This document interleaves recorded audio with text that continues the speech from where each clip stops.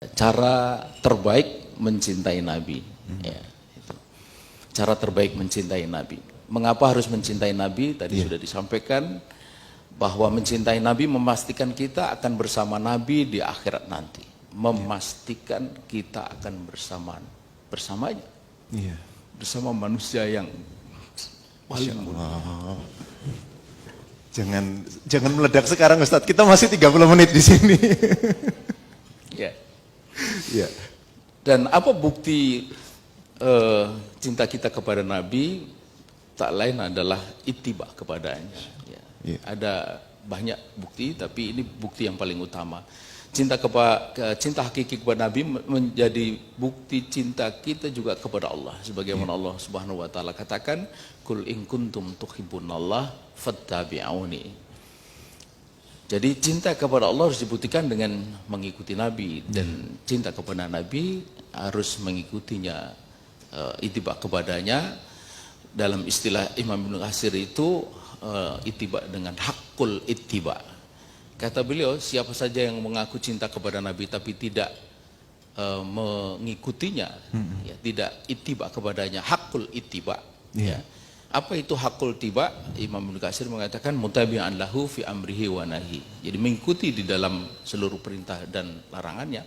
Maka orang yang seperti itu, kata beliau, kata Imam Ibnu Katsir itu, fa innahu kadzibun, dia dusta. Itu, ya. Nah, ketika kita berbicara tentang mengikuti jalan perjuangan Nabi, apa saja yang harus diikuti? Yang pertama adalah sifat dan karakter dakwah Nabi. Bahwa Nabi itu berdakwah dakwah Islam. Dengan dasar Islam, untuk Islam, kepada tauhid. Sebagaimana kita bisa baca di dalam surat Yusuf, "Qul hadhihi sabili ad'u ilallah ala basyiratin ana wa manittaba'ani." Dan jadi tidak ada dakwah Nabi kecuali dakwah kepada Islam, dakwah kepada tauhid, dakwah Nabi, dakwah lillah, ya, untuk Allah, billah dengan jalan Allah, fillah di dalam jalan Allah. Dan ini pula yang juga menjadi komitmen kita hari-hari, ya, kita menegaskan Qul inna salati wa nusuki wa mahyaya wa mamati lillahi rabbil alamin. Itu yang pertama, bahwa sifat dan karakter dakwah Nabi itu adalah dakwah kepada Islam, dakwah kepada tauhid. Kemudian yang kedua, sifat dan karakter Nabi adalah dakwah inqilabi, dakwah politis. Dakwah inqilabi, dakwah yang merubah dari jahiliyah kepada Islam, dari kekafiran, kemusyrikan kepada tauhid. Dakwah Nabi, dakwah yang pada akhirnya kita bisa melihat tujuannya tak lain adalah tegaknya kehidupan Islam, di mana di dalamnya diterapkan syariah secara kafah hingga terwujud rahmatan lil alamin. Karena itu jika kita mencoba untuk membaca keseluruhan perjalanan dakwah baginda Rasulullah SAW, kita bisa melihat ada tujuan umum dan ada tujuan khusus. Tujuan umum yang pertama dan utama adalah mentauhidkan Allah. Dan kita harus juga menginsafi bahwa ada akibat bila dakwah kepada tauhid ini ditinggalkan, maka akan muncul kekufuran dan kemusyrikan. Itu pasti. Karena manusia tidak akan mungkin kosong dari keyakinan. Jika tidak Allah yang disembah, maka yang disembah adalah pohon, keris, jimat, atau manusia, Lenin, Stalin. Dulu Mikhail Gorbachev, ada yang bilang Cecep Gorbachev, ini orang Sunda ini. Itu mengatakan pada usia muda 18 tahun bahwa Lenin itu adalah guruku, bapakku, dan Tuhanku. Sampai segitunya.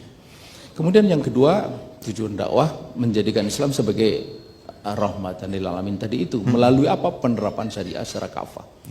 Dan jika dakwah atau ditinggalkan, maka yang terjadi bukan rahmat tapi fasad, kerusakan yang timbulkan akibat hukum jahiliyah. Itu juga pasti. Kalau kita membaca sekarang kesenjangan kaya miskin yang begitu melebar, kedoliman seperti yang kita lihat di Pulau Rempang itu, kerusakan moral, yang sampai pada tahap yang sangat menjijikkan ketika laki-laki berhubungan laki-laki, bahkan nikah perempuan dengan perempuan, tak lagi mengenal gender sekedar laki dan perempuan. Di Thailand itu ada 18 gender, yaitu itu adalah fasad atau kerusakan, penjajahan, penistaan dan sebagainya. Kemudian yang ketiga, tegaknya kehidupan Islam di bawah daulah khilafah. Dan jika dakwah ditinggalkan, yang ada berkembangnya kehidupan jahiliyah, bukan kehidupan Islam. Di bawah naungan adik kuasa jahiliyah. Dan seperti yang saat ini terjadi, dunia itu tidak pernah kosong dari the ruling power, penguasa, kekuatan yang menguasai, yang mendominasi. Dulu sebelum Islam ada Pers, ada Romawi Timur, Romawi Barat, ada Persia. Ketika Islam datang, mulailah berhadapan dengan Romawi dalam perang Mu'tah, kemudian perang dengan Persia dalam perang Al-Qadisiyah. Begitu seterusnya, percaturan dunia, peradaban antar peradaban itu tidak pernah berhenti sampai kapanpun nanti. Maka ketika tidak ada adik kuasa Islam, daulah khilafah, maka yang ada adalah daulah jahiliyah, itu adik kuasa jahiliyah yang menebarkan bukan rahmat tapi fasad, kerusakan, kedaliman, penindasan, penjajahan dan sebagainya. Berarti nggak bisa netral ya? Dan terakhir goyatul goyah tentu saja adalah kita mencari atau menggapai ridho Allah Subhanahu wa taala. Ketika dakwah ditinggalkan, maka bukan ridho tetapi murka Allah yang kita dapatkan. Kemudian tujuan khusus didapatnya kader dakwah, dan itu yang dilakukan oleh baginda Rasulullah SAW dari awal. Dulu itu membina para sahabat sebagai kader dakwah, dan kalau dakwah ditinggalkan maka tidak akan ada kader. Tidak akan ada juga jamaah, karena dari mana jamaah kalau tidak ada kader? Dan kalau tidak ada jamaah, maka jika sudah ada daulah khilafah, dia mempertahankan itu. Jika belum ada, maka dia akan berusaha untuk menegakkannya. Dan kembali lagi, tanpa daulah tidak akan ada kerahmatan daulah Islam. Timbul fasad, kerahmatan Islam tidak nyata, dunia dikuasai oleh adik kuasa jahiliyah. Itu yang pertama yang harus kita